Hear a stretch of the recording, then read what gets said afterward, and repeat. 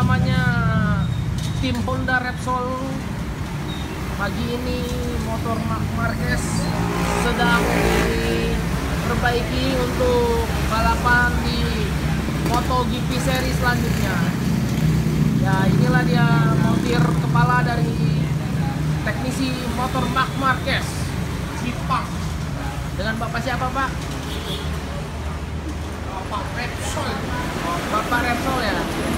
Ada kendala apa aja, Pak, di motornya Marc Marquez musim ini, Pak?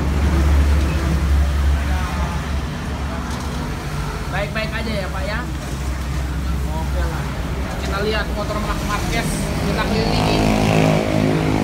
Sepertinya sedang diperbaiki bagian karburatornya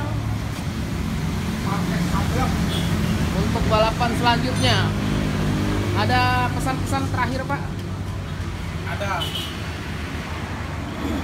Bisa disampaikan kepada pemirsa di rumah, Pak? Bisa, jangan dikubur di pinggiran. Baik, terima kasih. Sekian kita melaporkan dari bengkel utama tim Honda di kawasan Jonggol.